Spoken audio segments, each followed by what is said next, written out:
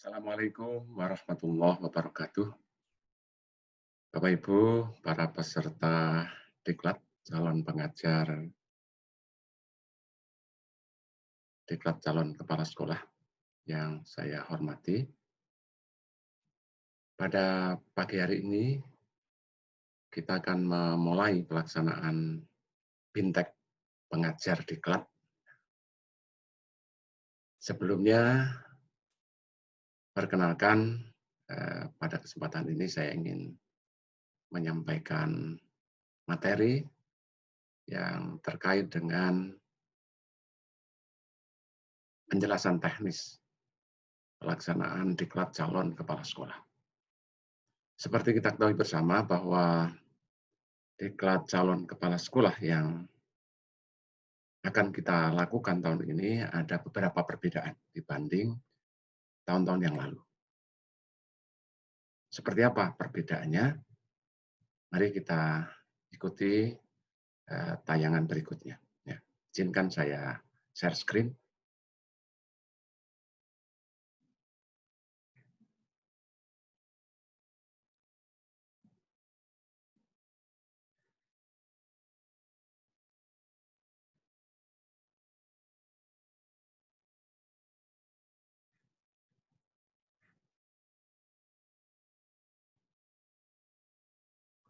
Baik Bapak Ibu sekalian, mekanisme pelaksanaan diklat calon kepala sekolah.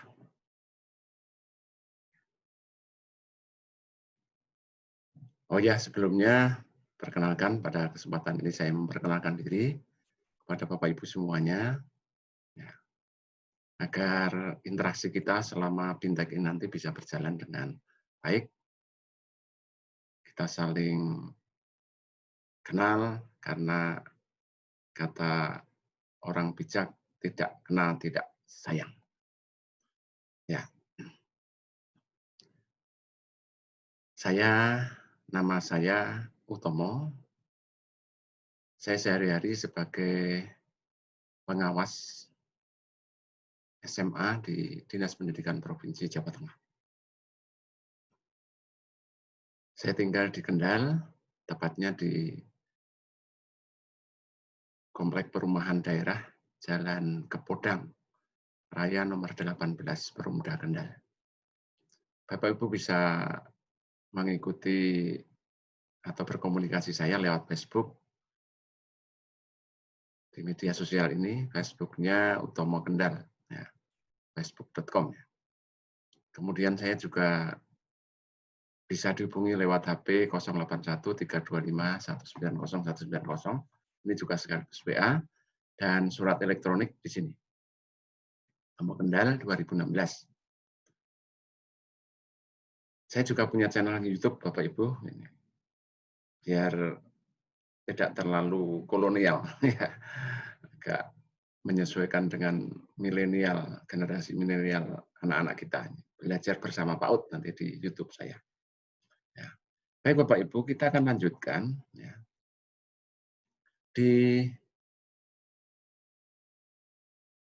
Seperti kita ketahui, tujuan diklat kita itu ada 4.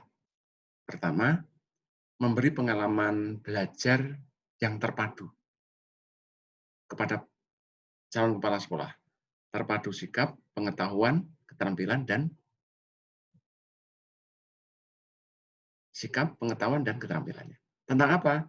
Mulai dari manajerialnya, kewirausahaannya, supervisinya, ya, dalam konteks pengalaman empirik. Ini. Kemudian yang kedua, mengembangkan kemampuan calon kepala sekolah dalam mengidentifikasi permasalahan.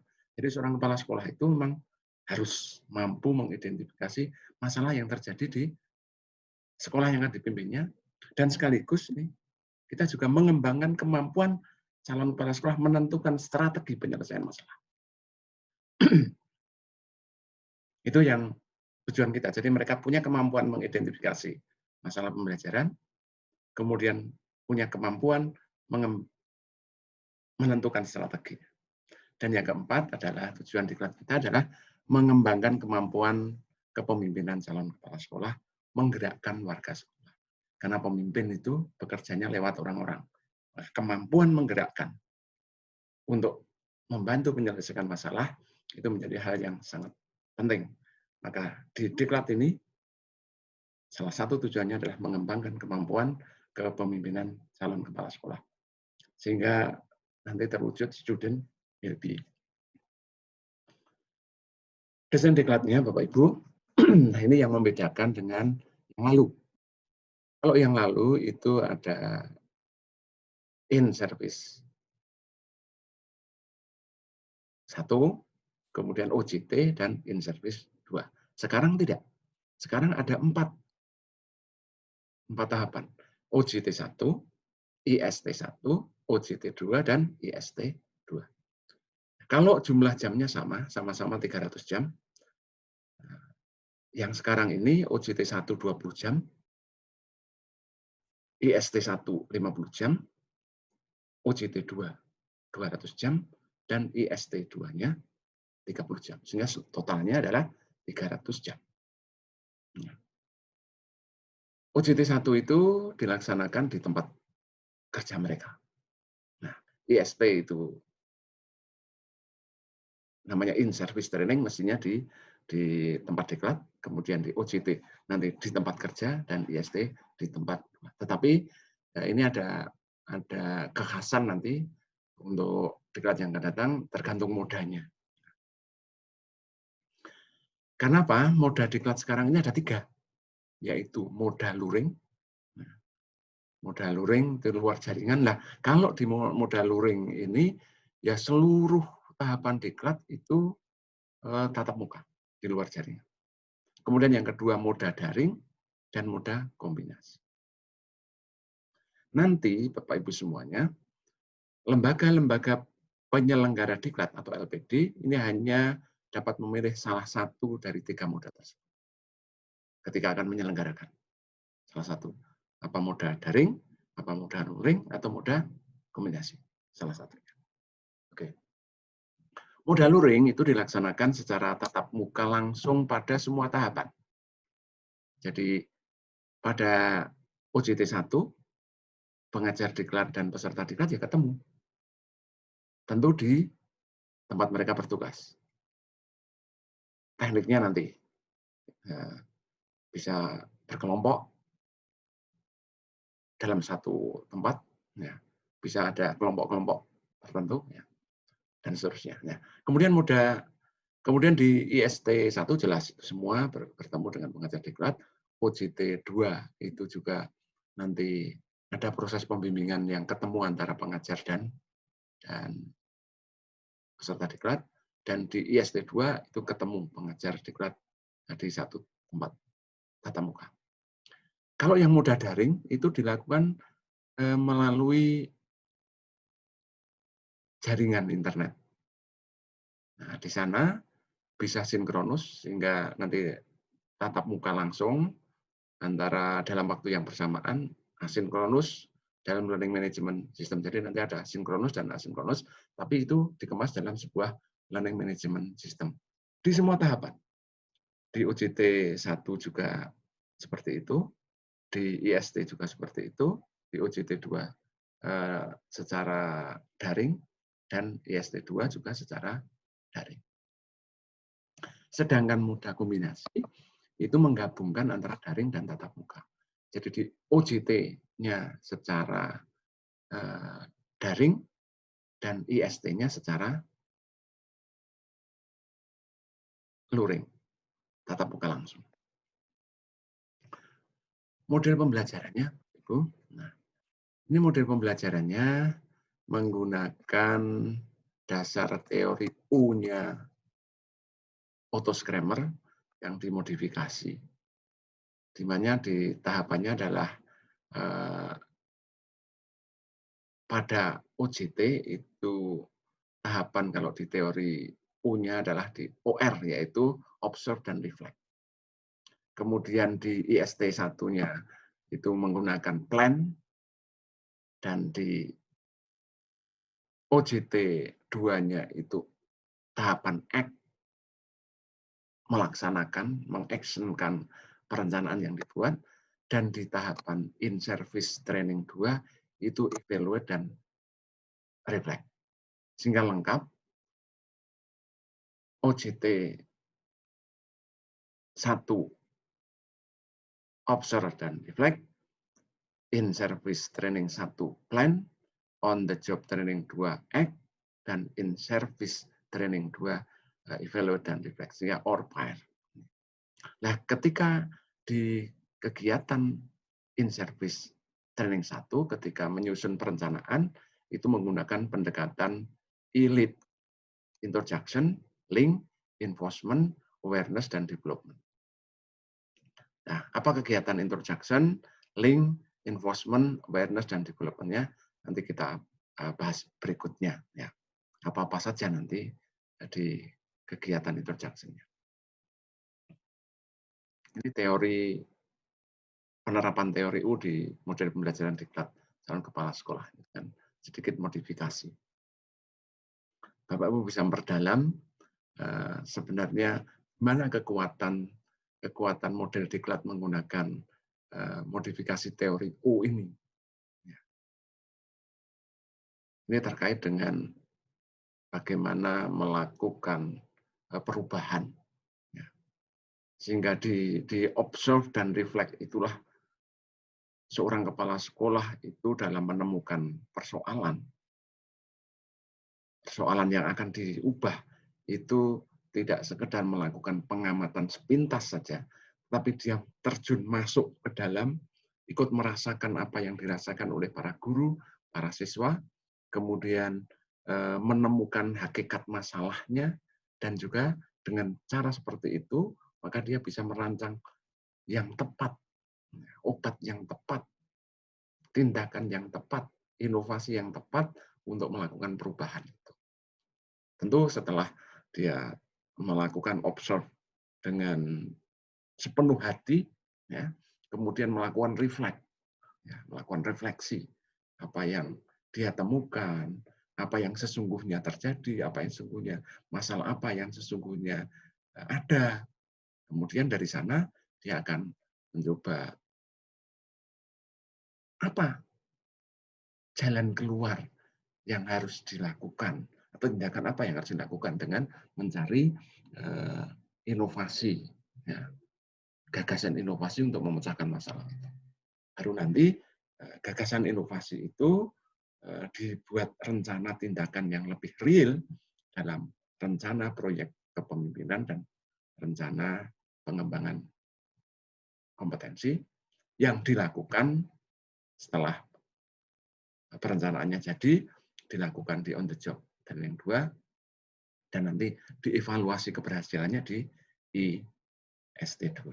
Ya, itulah seluruh rangkaian model pembelajaran diklat calon kepala sekolah ini secara teoritis.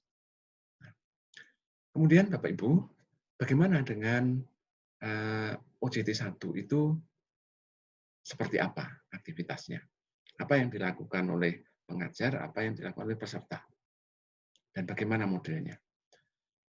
Pada OJT 1 yang dilaksanakan secara daring terbimbing dan secara langsung, alokasinya waktu sama, yaitu sama-sama 20 jam pelajaran atau setara 10 hari. Jadi baik itu moda daring dan kombinasi, serta moda langsung, yaitu 20 jam. Dan setiap peserta, setiap pengajar diklat itu akan membimbing 20 peserta, dan peserta itu akan mendapatkan bimbingan selain dari pengajar diklat juga mendapatkan pembimbingan dari mentor 1, yaitu kepala sekolahnya. Nah, aktivitas peserta selama OJT 1 itu ada 4. Pertama, dia nanti akan dibimbing oleh pengajar diklat untuk memetakan kompetensinya sebagai calon kepala sekolah dengan melakukan pengisian AKPK namanya. Dari pengisian itu, nanti peserta akan mendapatkan data tentang dirinya, apakah kompetensi-kompetensi sebagai kepala sekolah itu kekuatannya di mana, kelemahannya di mana. Itu. Memang dia memetakan dengan mengisi analisis kebutuhan pengembangan keprofesian. Maka nanti di proses pengisian AKPK ini jangan sampai peserta salah persepsi bahwa itu adalah dalam rangka menguji mereka. Ini yang perlu catatan untuk kita semua. Sehingga mengisinya tentu harus dengan kejujuran, karena sebenarnya dia sedang memetakan kekuatannya dan kelemahannya. Nah, kalau diisinya tidak dengan jujur, maka pemetaan ini tidak akan berfungsi dengan baik. Kemudian yang kedua, dia melakukan pendalaman materi dengan belajar secara mandiri dan terbimbing dengan membaca materi tentang manajerial, materi bahan ajar tentang supervisi, bahan ajar tentang kewirausahaan. Nah, setelah itu dia di sekolahnya dia mencoba untuk melakukan identifikasi masalah pembelajaran. Ya, dengan berdiskusi dengan guru, dengan mendengarkan pendapat anak, dengan melakukan observasi, ya, dengan membuka mata, telinga, ya, dan pikiran, open mind. Ya, sebenarnya ada masalah apa di sekolah itu, ya, masalah pembelajaran apa. Kemudian setelah itu, dengan bekal pendalaman materi yang dimiliki dan tadi masalah yang ada, dia mencoba untuk merumuskan bagaimana cara memecahkan masalah dengan inovasi. Ya, dia merumuskan gagasan inovasi. Jadi 4 kegiatan itu yang dilaksanakan selama OJT 1. Nah, kalau dilihat di struktur programnya, ini ada 20 jam, terdiri dari 5 materi, penjelasan teknisnya 1 jam, pendalaman materinya itu setara dengan 10 jam, identifikasi masalah pembelajaran 4 jam, membuat perumusan gagasan inovasi 4 jam, dan melakukan analisis kebutuhan pengembangan keprofesian atau mengisi AKPK-nya 1 jam. Nah, tentu karena modanya berbeda-beda, pelaksanaannya beda-beda. Kalau modanya itu moda luring, ya, peserta diklat dan pengajar diklat bertemu di 1 hari, dan 1 hari itu kegiatannya 8 jam, mulai dari pembahasan penjelasan teknis, kemudian pengisian AKPK, ya, pendalaman materi, tentu ini hanya pengantar dan penugasan secara garis besar saja. Supervisi manajer kewirausahaan, kemudian identifikasi masalah, dan perumusan gagasan inovasi. Itu disampaikan oleh pengajar diklat bersama para peserta itu dalam 8 jam selama tatap muka 1 hari itu. Sehingga peserta meneruskan kegiatannya, menyelesaikan pendalaman materi, menyelesaikan identifikasi masalah, dan menyelesaikan perumusan gagasan itu di tempat tugasnya selama 12 jam yang tersisa. Kemudian dari penyelesaian tugas itu nanti harus dijalankan di OJT dan nanti dibawa ya, ke IST 1 untuk dilakukan penilaian. Ini kalau modanya secara luring. Tetapi kalau modanya daring, nah ini agak berbeda, Bapak Ibu. 8 jam itu didistribusikan dalam 4 kali pertemuan. Yaitu pertemuan di hari pertama, hari keempat, hari ke-8, dan hari ke-10. Dengan teknik dan media pembimbingan yang berbeda-beda. Nah, di moda daring ini, di hari pertama, itu pengajar diklat bertemu dengan peserta diklat dalam bentuk video conference. Selama 2 jam menjelaskan teknis pelaksanaan, memberi arahan mengidentifikasi masalah, memberi arahan cara pendalaman materi, dan memberi arahan pengisian dokumen AKPK. Nah, setelah hari pertama mendapatkan penjelasan itu, peserta akan melaksanakan di sekolahnya hari kedua dan hari ketiga. Nanti di hari keempat, pada jam yang sudah ditentukan, nanti disepakati, itu ketemu dengan pengajar diklat lagi, tapi tidak dalam video conference, di dalam LMS, tapi chatting. Apa yang dibicarakan nanti adalah pengajar diklat akan menanyakan kemajuan kegiatan di hari kedua dan ketiga, ya. Kemudian nanti diskusi tentang materi manajerial dan supervisi.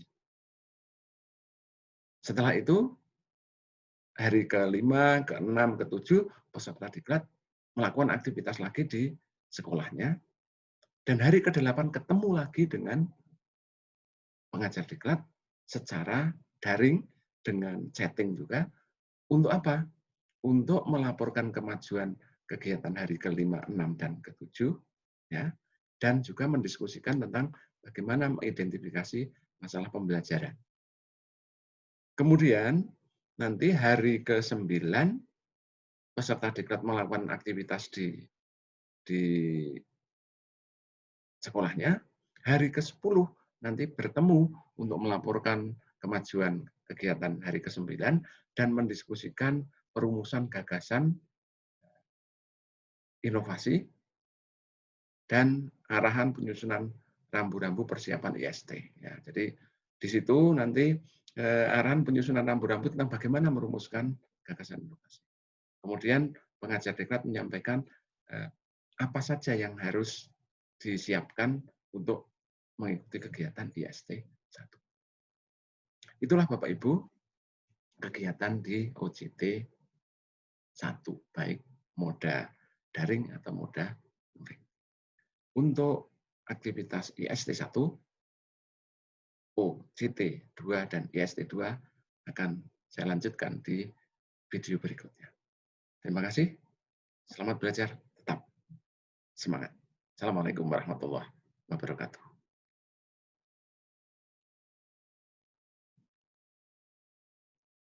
Demikian Bapak Ibu, ya. Nanti kita lanjutkan di video berikutnya untuk materi IST 1, OJT 2, dan IST 2. Terima kasih. Assalamualaikum warahmatullahi wabarakatuh. Ya.